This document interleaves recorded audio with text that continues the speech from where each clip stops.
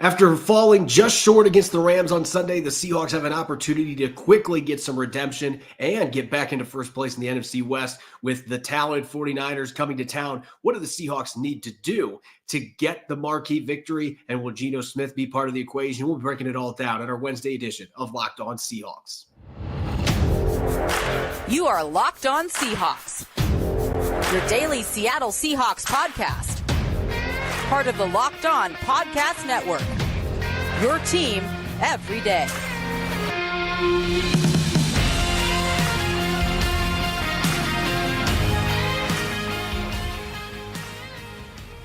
Greetings, 12. This is Corbin Smith, host of the Locked On Seahawks podcast, your daily Seahawks podcast, part of the Locked On Podcast Network, your team every day. Glad to be teaming up with my co-host Nick Lee for today's special edition Keys to Victory Wednesday episode, because the Seahawks and the 49ers will be duking it out on Thanksgiving night tomorrow night. A special thanks to all the 12 as always. Thank you for making Locked On Seahawks your first listen 5 days a week, whether you're listening in Victoria, British Columbia, or across the country in Athens, Georgia. We greatly appreciate each and every one of you for making Locked On Seahawks your first listen 5 days a week. This episode is brought your way by the Game Time app. Create an account and use the code LOCKEDONNFL for $20 off your first purchase. Last minute tickets, lowest price guaranteed. Now for your lead story here on this Blue Wednesday edition of Locked On Seahawks. The Seahawks going into a short week with some questionable injuries at key positions. Geno Smith being one of those players banged up in Sunday's loss to the Rams, missed 3 possessions with a sore elbow, tricep area, return for the final drive, almost led the Seahawks back to the game-winning field goal.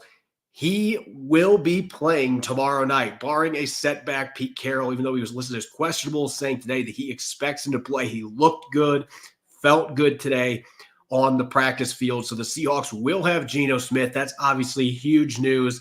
They're also going to have Tyler Lockett, DK Metcalf, Jamal Adams. None of those players, Nick, listed on the final injury report.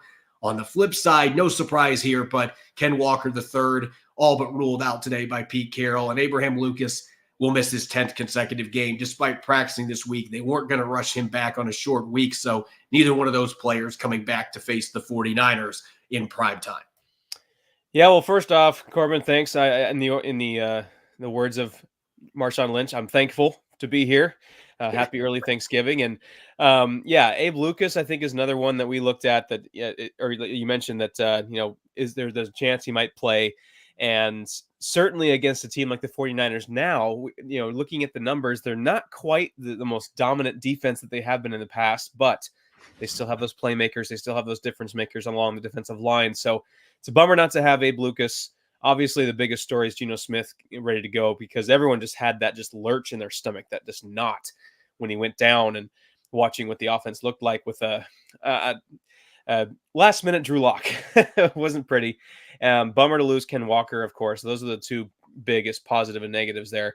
I am pretty excited to see the Charbonnet show, or whatever it is, with Zach Charbonnet and McIntosh, or Dallas, sprinkling with TJ Dallas as well. But, Kenny McIntosh, hopefully we'll see his first action since, speaking of Athens, Georgia, since he helped guide Georgia to their second straight national championship against TCU. So he hasn't played meaningful football since then. It'll be nice to see what he can do now. The expectations, I know a lot of fans are excited to see him. I think expectations should be tempered a little bit, just with the amount of carries he'll probably get, a lot of, amount of action he'll get. But he does offer something on third downs. He's a good third down back. So, Corbin, I just want to say also, in a weird way, I'm glad that if I had to pick a game like the Rams to happen this season, a game like that, I'm okay with it happening in a short week. Here we are on Wednesday, already full go into the game mode for tomorrow night's epic Thanksgiving matchup with the 49ers. I could not be more excited. Yeah, I actually asked Quandre Diggs about that after the game, if it was going to be a potential advantage, or at least a positive, to be able to say, you know what, we can't dwell on this loss, because guess what? The 49ers are coming to town in 3.5 days. And I do think that is a positive coming out of this game, is that you can't dwell, because you've got to start moving forward. And certainly the Seahawks have done that. They have hit the ground running this week. Pete Carroll's trying to push the right buttons to get his guys to elevate their games for this contest. And having Geno Smith out there, that was truly the biggest question mark. I think we knew when we heard the word legit from Pete Carroll about Ken Walker III's injury on Sunday that there was no way in hell that he was going to be playing on Thursday night, especially the running back position. But having Geno Smith available with that elbow injury, that's obviously a huge development for the Seahawks on offense, having him available. And he was accurate last year against the 49ers. He had some key turnovers, but a lot of that was not his fault.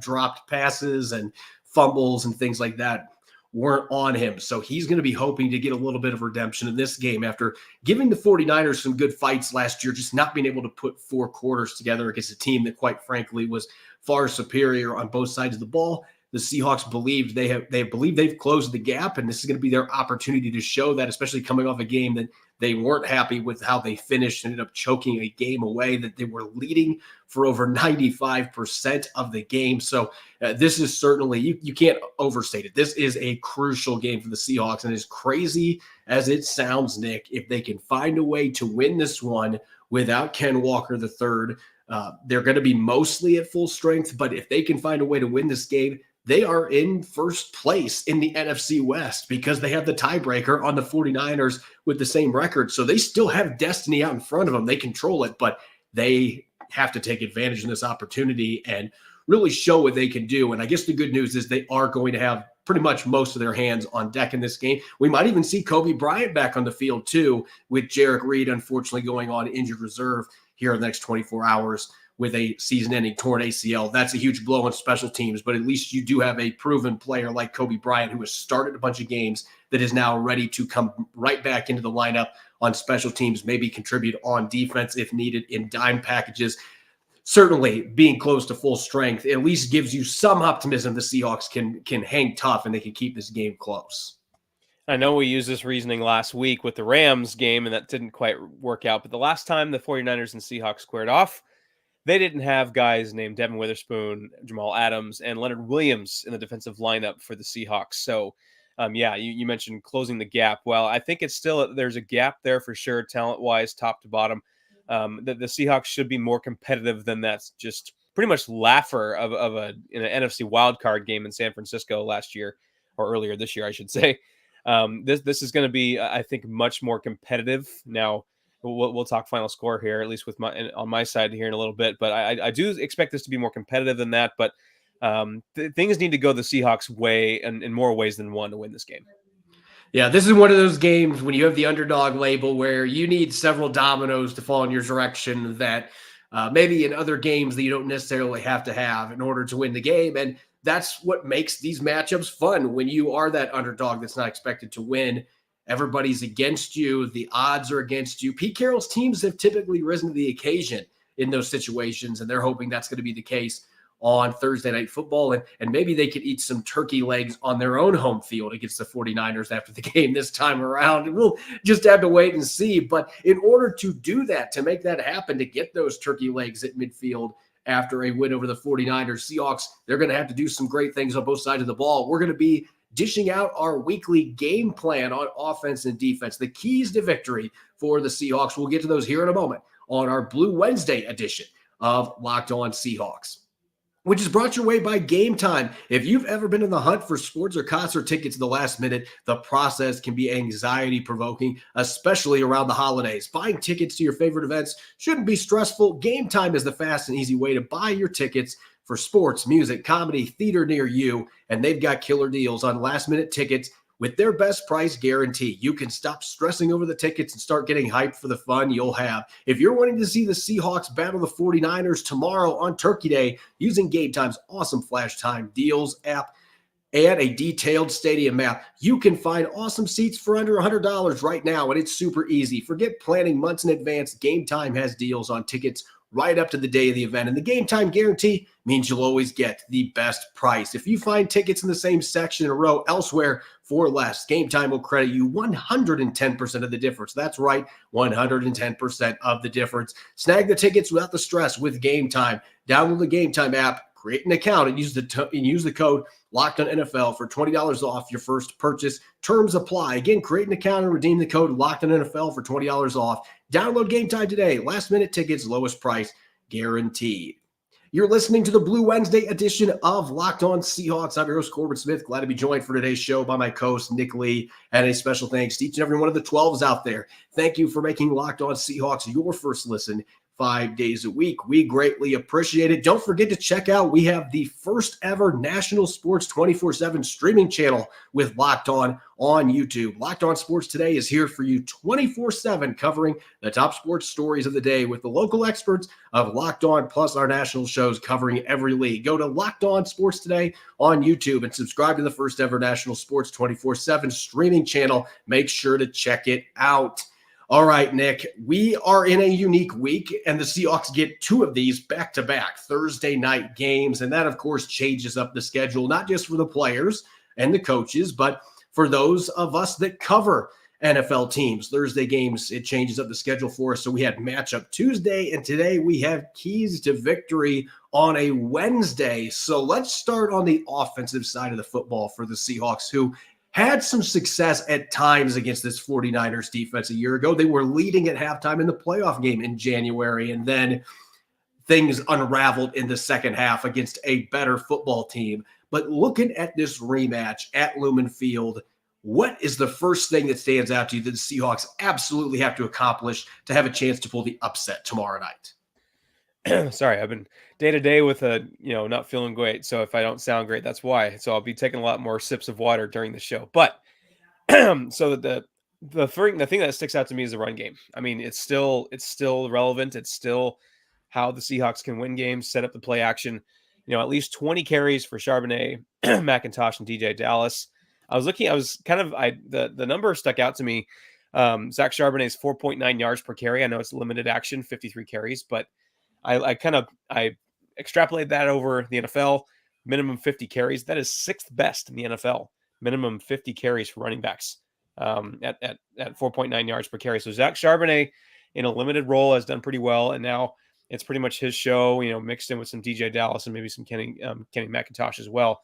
But mixing those guys in, and I mentioned last week, the Seahawks are undefeated when they get to 100 rushing yards as a team this year, 5-0. And this is a tough team to do that against. But, I think getting 20 plus carries for this combination, I think will be symptomatic of an offense that at least is not getting stuffed for 3 and outs over and over again, especially, in that late second quarter, third quarter area. Yeah, it's interesting. The Seahawks actually got to that 20 carry mark last week, but not all 20 carry games are identical. And this one, most of that action came in the first half. And then when they got in the second half, they couldn't sustain drives, and they came out pass on the first drive, had a 3 and out, and they only had 5 carries the entire half. So there's got to be consistency there with the run game. You've got to be able to stay on the field, and I think the run game's got to be a key part of that, even without Ken Walker III. Lean on Charbonnet's ability to run between the tackles. DJ Dallas can offer some of that ability too. Kenny McIntosh is not Ken Walker III, but he's more of that change of pace, scat back style back. Let him get involved as well and utilize his unique skill set. He's probably the best pass catching back they've got on their roster. So you can do some fun stuff with him from that perspective. I'm going to keep it simple here. All I want for Thanksgiving is a third quarter touchdown. You look at the numbers this year, Nick, 10 games, the Seahawks have scored 9 touchdowns in the second half, not just the third quarter, the second half. And we talked about this earlier this week. Feels like it was longer ago than just 2 days ago. But on Monday, the Seahawks are the worst third down team on offense in the third quarter and the fourth quarter at 20% in both of those quarters. So it hasn't just been the inability to score points. It's been the inability to sustain drives. So maybe I'm being greedy here, but after getting just a field goal on Sunday the entire second half, all I want to see is the Seahawks find the end zone in the third quarter, something they have done sparingly here in the first 10 games of the season. And that might seem comical, but if they're going to win this game, they have to score points in the second half, particularly field goals turned to touchdowns, not the other way around, as we've seen far too much this season. Well, whether that's Shane Waldron not adjusting at halftime or not adjusting to the adjustments that were made on defense at halftime, those are decisions made by people that make far more money than I do. Another interesting trend as well, like with these depressing second half numbers, Seahawks are actually 4-0 when they score at least one touchdown in the third quarter. In fact, I don't think they've scored more than one. So on games where they score a touchdown in the third quarter, they are 4-0. So, I mean, that's, I know that might be trivial, but that also kind of leads to, okay, well, they probably did well in the first half. Now they've started the second half strong, and they kind of got some momentum, maybe built a lead and that kind of thing. So the third quarter is turning into a very pivotal moment, which is weird for the Seahawks this year. And going to that as well, another pivotal thing, of course, is turnovers, especially with a team like the 49ers. They are, you know, let's be honest, the superior team top to bottom. I mean, just as far as depth of talent, they are the superior team at the moment. And the 49ers are 5-1 when getting multiple turnovers on defense. And the Seahawks are 3-0 themselves when they get on defense, 3+ on defense. So really, if you let, you know, if they're 5-1 when they get multiple turnovers, when you give the 49ers extra chances, when you give Shanahan extra chances, Brock Purdy, that on offense, Christian McCaffrey, extra chances, you are pretty much say, here, happy Thanksgiving. Here, have this dub on our field. We'll just have Apple turnovers as well. You know, you look at turnovers, they're not all created equal, and you want to avoid them at all costs anyway. But just look back at that game that these two teams played last December. Seattle had some momentum at the end of the first half, and then Travis Homer coughed up the football, and the 49ers returned it back close to the goal line. A couple plays later, they're in the end zone, and it was a potentially 10 to 14 point swing there, because if the Seahawks can go down and get a field goal, it's tied. If they score a touchdown, they have the lead going into the half. And then they had the huge fumble by Geno Smith in the red zone last year in the playoff game, and he got hit from behind. It was just one of those crazy plays that unfortunately happens when your pass protection breaks down. But those were back-breaking turnovers. So there's turnovers, and then there's bad turnovers. And the Seahawks cannot afford to turn it over their own territory, and they certainly can't afford to do it if they drive down to the red zone. You cannot exit without at least getting 3 points, probably 7 in this game. But if you don't get any, that is going to be a recipe for a defeat against a really good football team. Now, switching gears to the defensive side of things for the Seahawks, they only gave up 17 points in the loss to the Rams on Sunday. I know the fourth quarter, there was a little bit of a meltdown, giving up 2 scoring drives. The penalties were a huge part of that, but the defense is still playing pretty well. This is going to be a monumental test for them, though, because the 49ers have all their dudes healthy. They've got Deebo Samuel. They got Brandon Ayuk. They've got Christian McCaffrey, the do-it-all MVP candidate. George Kittle, who we barely mentioned on Matchup Tuesday because, there's all those other guys that we just talked about. This offense is absolutely loaded. So what do the Seahawks have to do to give themselves a chance on defense to be able to beat this 49ers team? Well, file this under easier said than done, for sure. And I'm going to throw out the number 114 and hold the 49ers to 114 yards rushing or less. And why I say that is because the 49ers are 5-0 when rushing for over 150 or 115 yards or more this year. And when they reach that 115 rushing yard plateau, they are undefeated. And the Seahawks have allowed 115 plus 3 times. They're actually 2-1. So they've been able to kind of shoulder that a little bit. And I know some of the game dictates some of that, but with the 49ers, and it's not just Christian McCaffrey, who's having another just phenomenal season. Can't lose track of Deebo Samuel. Elijah Mitchell can get it going in the run game. Brock Purdy can kind of slip through and be a little slippery. He's a good athlete. So, yeah, just avoiding letting the 49ers just completely dictate the game on the ground, keeping Geno Smith and that offense on the sidelines and just sustaining drives with just lulling everyone to sleep with that running game. That is going to be critical, because as soon as they take control in that way, you're limiting possessions for the Seahawks offense. They're in a rhythm. The defense is on their heels and panting and tired. That's just a recipe for not only losing, but losing bad. You mentioned the athleticism of Brock Purdy, and we had to see that in both games that he started last year against the Seahawks. We had to watch that slithery athleticism, the sneaky athleticism, getting away from pass rushers. The Seahawks in their last 2 games against the 49ers had a decent number of pressures. The problem is very few of those resulted in quarterback hits or sacks. They were not able to get home. And I think if you're going to win this football game, you've got to find a way to make Brock Purdy uncomfortable, and just pressuring him is not enough. You have got to find a way to get some hits on him, make him start thinking a little bit about that. And he has shown, even though he doesn't throw a lot of interceptions, the few that he has thrown this year have been when teams have been able to get after him and get hits on him. He is still a quarterback that will make some questionable decisions with the football and trust his receivers maybe a little bit too much, even though he's got a ton of talent at the skill positions.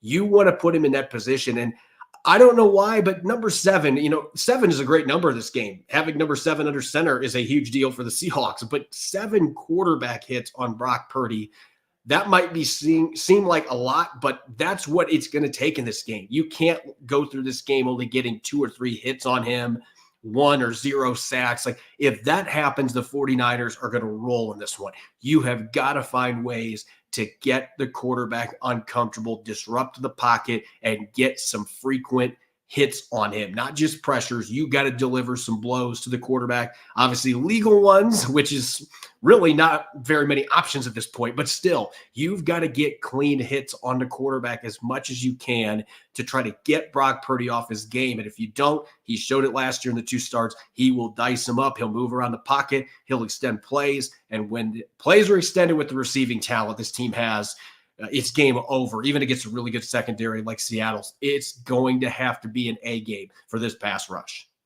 Well, you said 7 QB hits sounds like a lot. It's because it is. And yeah, if you have an average game, if the Seahawks have an average game on defense, they're going to lose. They need an above average, better than average game. And that would include 7 quarterback hits. Looking at the 49ers' last loss to the Bengals, they allowed 7 quarterback hits, 5 just in between Trey Hendrickson and Sam Hubbard, 2 very fine pass rushers for the Bengals. So you'd like to see a game like that from Boye Mafe, Jaron Reed in the middle, or Leonard Williams, those kind of guys, Mary Edwards, getting, racking up those pressures. The Seahawks had just 3, as far as I can tell, on Matt Stafford, and 6 in their last win against the Commanders. And the 49ers offensive line hasn't been as great this year as recent years. They're 19th in pass block win rate, 17th in run block win rate. Pro Football Focus currently ranks them as 21st. So certainly they can be had if you have the right game plan. And also, it's something that will definitely wreck any game plan is turnovers, like we mentioned. And on the flip side for the Seahawks, they got to get 1 or more turnovers, not just 1 or more turnovers, but in plus territory. You got to set your offense up for short fields, especially maybe in the third quarter. I don't know. Set up that easy third quarter touchdown. That might be the only way they can get in the end zone. And the 49ers in 2 of their 3 losses have actually had 3 turnovers. So clearly that's a recipe for their demise, is getting to that 3 turnover margin. So 1 or more in plus territory specifically would, you're setting your offense up for short fields. You love where you start a drive instantly pretty much in field goal range, and you work your way up from there, that kind of thing. With Jason Myers, I know he missed that really long kick to lose, but otherwise he's been rock solid since the first couple weeks of the year. So you got to get yourself in position to get easy points. Yeah, that is an equalizer in a game where you're an underdog. If you can get a quick turnover and capitalize, even if you turn it into 3 points, that is a momentum swinging turn of events in a game where you're the underdog. And it feels like the Seahawks, a lot of the turnovers they were getting early in the year, they were on plus territory. And as of late, that hasn't been the case. This is a game where they've got to find a way, whether that's a strip sack, whether that's forcing a fumble on the running backs or after the catch, interception, whatever it is. They got to find a way to turn the ball over in plus territory, really good starting field position, and let Geno Smith and company go down and hopefully get a touchdown. It'd be really nice if it was in the third quarter. You could tie some of these together. That would improve your odds tremendously to win this football game. Up next, we're going to dish out our weekly picks to click and game predictions. Don't go away. You're listening to a special edition Blue Wednesday of Locked On Seahawks. That is brought your way by Prize Picks. Prize Picks is the largest independently owned daily fantasy sports platform in North America, and it's the most exciting way to play daily fantasy sports. It's just you against the numbers. You're not battling thousands of other players, pros and sharks.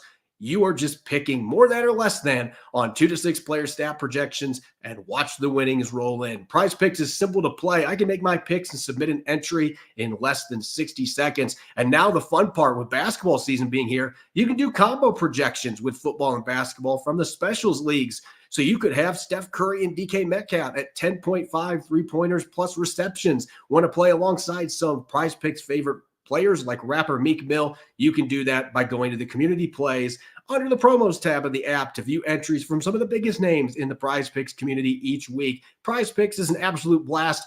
And it's an easy way to enjoy daily fantasy without any of the hassle and land quick winnings. Just go to prizepicks.com/LockedOnNFL and use the code LockedOnNFL for a first deposit match up to $100. That's prizepicks.com/LockedOnNFL and use the code LockedOnNFL for a first deposit match up to $100. Prize Picks, daily fantasy sports made easy.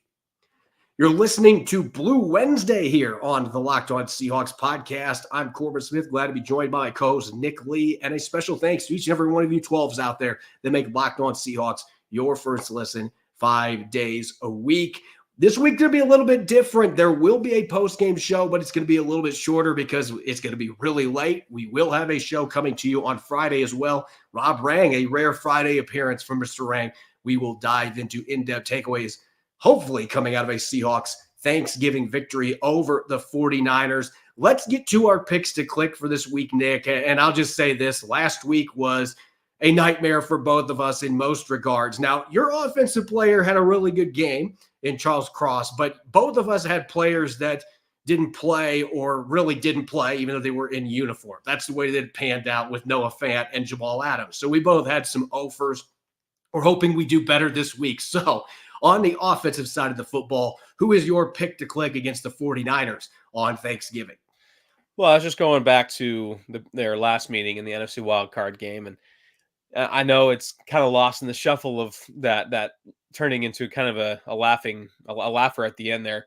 But DK Metcalf went off. He had 10 catches, 136 yards, 2 touchdowns in that game against the 49ers in the playoffs on the road. Pretty impressive display. So I know some of it was, trying to play catch up at the end there, but still, I'm going to go DK Metcalf. I just think that this is a game where, the run game is going to have a little hard time gaining traction perhaps. And Geno Smith is, likes to take those shots. DK Metcalf is a great receiver at getting those shots. And maybe they pop 1 or 2 big plays for DK Metcalf. So I like DK Metcalf here, 7 catches, 85 yards and a touchdown. I don't think he's going to go quite as crazy as he did in that NFC wildcard game, but I think he's going to be effective, and he does need to be effective, I think, for the Seahawks to keep up in this game, especially if it's, kind of a shootout style. I expect DK Metcalf to have a big game. I'm going to go with another receiver who I think has a really good matchup going into this game. And not that I don't think Metcalf can put up big numbers, because he's had some really good games against the 49ers, including that wild card matchup. He and Charvarius Ward, that is a really fun back and forth battle that has developed here in the NFC West. But I think Jackson Smith and Jigba, you look at he's going to be going up against in this game. Lenore is a solid slot corner, but he is a smaller slot corner. This should be a matchup where a pretty good size Jackson Smith and Jigba can use that size and physicality to do a lot of damage, particularly going over the middle and being able to take advantage of that size mismatch against Lenore. And also with Afunga being out for the season with a torn ACL, the 49ers have liked to put him on slot receivers at times. They're not going to be able to do that now. They're going to have a rookie in Jair Brown out of Penn State who's looked pretty solid last week in his first extended action, but still, he's a rookie. He's a mid-round pick. That is a matchup that if he's going against Jackson Smith and Jigba and you're the Seahawks, you had to be circling that, hey, we can take advantage of this, especially since Smith and Jigba has been playing better the last 4 or 5 games. And so I think that this is a game that we could see JSN really come into his own and throw himself into the mix in this hardcore rivalry between the Seahawks and the 49ers. I got him going for 6 catches, 74 yards, and a touchdown. Now, whether that leads to a win, that remains to be seen. On the defensive side of the football, Nick, this is a big test. We just mentioned last segment all the big names the 49ers have at the skill positions. A top 10 quarterback, I'm not afraid to say that at this point. Brock Purdy is a top 10 quarterback right now. All the weapons at his disposal. Who is your pick to click on defense if the Seahawks are going to have a chance to win this one?